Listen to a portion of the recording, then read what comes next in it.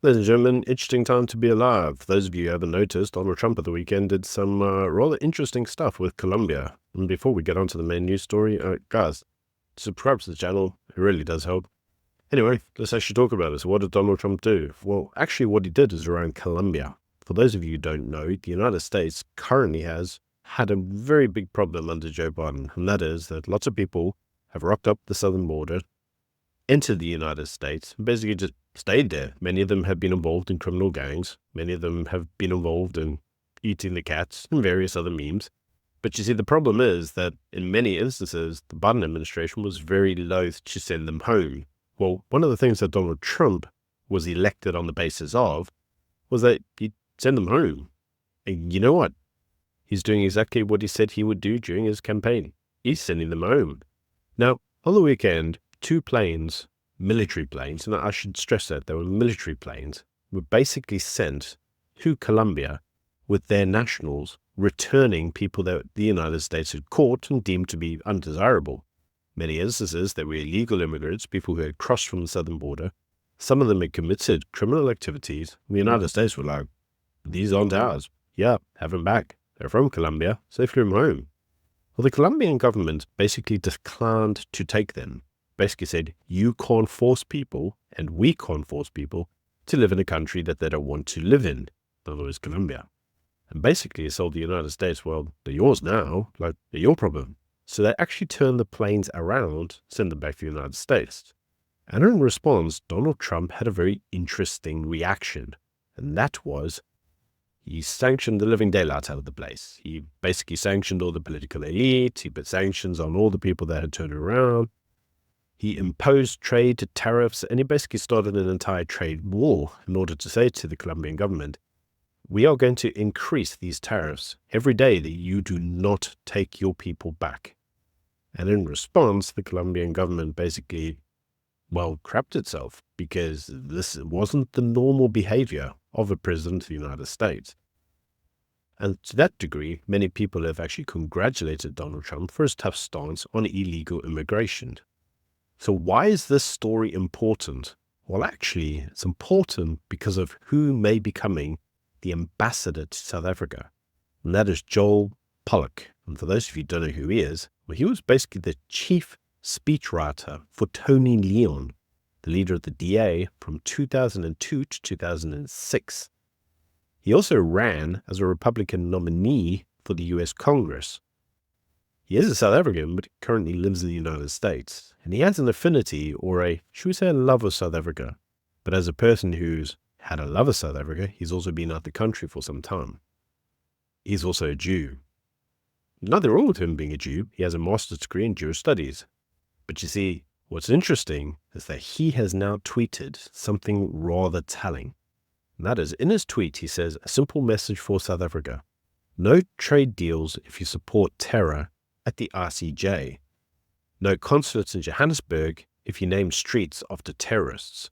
No investments if you exploit race for expropriation. No Trump at G20 unless you play nice with the West. Now this tweet, really telling, you see, because there's a number of things in it. The first is that the support to the terror groups at the ICJ is actually South Africa's support of Hamas. The second is actually the reference to the pro-Palestinian criminal whose name was basically used to rename the street at which the US consulate is at. Many looked at this and saw this as being highly provocative towards the United States. And obviously the no investment if you exploit race for expropriation, well, this is obviously in relation to all of the BEE race hustling that the ANC has been doing, specifically around expropriation without compensation, the new EWC Act. We've obviously seen it in the 3% black tax, the idea that you're going to, tax corporate SAs 3% profits so that you can fund this transformation slush fund. And we've also seen the push for affirmative action within the work environment, where we basically use forms of bean countering to determine who's allowed to work there and who's not. Now, according to Joel, he continues to do this, well, South Africa is going to have a very difficult time. Now, if we use the playbook that was just thrown at Colombia, there's a number of things that we could determine. And I have spoken to various sources out of the United States, and there's actually some interesting comments that are being bandied around. The first is that there is a Republican push to sanction the living daylights out of the ANC, specifically to target the ANC leadership itself. That is, any visas banned, bank accounts banned, and them as a whole just targeted up the wazoos. Now, you see, how that may occur is actually the breakdown of the GNU and the expropriation without compensation. Because you see, at the moment, the West, specifically the United States, is not looking at South Africa positively, specifically actually in relation to AGOA. Because if you look at AGOA, the United States is actually running at a trade deficit. What that effectively means is that it actually costs them money to have AGOA. They actually lose out by having AGOA. The party that benefits the most is actually South Africa. And because of that, the United States may look at AGOA and basically say, well, actually, AGOA can be used as a stick rather than a carrot. We can withdraw AGOA from you, impose trade tariffs because of all the crazy, stupid rubbish that you're doing, specifically, cozying up to the Russians and the Chinese and Hamas and Iran, all of the people that the US finds undesirable, and that the ANC specifically is doing certain things in its country against minority groups that the US finds to be undesirable. Did Joe Biden find it undesirable? No, he didn't care. Basically because he was doing it to his own people. But Donald Trump does care. And you see, the problem is that what we are finding out very quickly is that actually he's surrounding himself with South Africans. Yeah, South Africans. Elon Musk, South African. Joel, South African. And you see Joel himself, who may become the new ambassador to South Africa, being a Jewish individual, may also take it slightly not the right way if we're cozying up to terrorists. I doubt he wants his consulate in a place with terrorist names on it. People that actually want to, commit genocide to his people, allegedly. But we must remind ourselves, what does this actually all mean now for South Africa? And it's actually encapsulated in the lines that he says. No Trump at the G20, which we're due to host, and you must play nicely with the United States or the West if you want any form of investment in the country. So if they continue to do what they're doing, they can kiss all their investment, all their offshore bank accounts, all their little slush funds that they've got abroad, all their little kids that go to schools in the West, they're going to get kicked out. And the West is going to come for them and sanction them to Zimbabwe levels. And all of this becomes important because at the weekend, Fikile Mbalula basically said in relation to the dispute that the Democratic Alliance raised with the ANC in relation to expropriation without compensation, we'll have a chat with you, but we aren't changing anything. You're in our town now. You do what we say under our rules. If you don't like it, you can leave. You're happy to talk. But we're not changing anything. We're not changing our approach, our stance, or our views.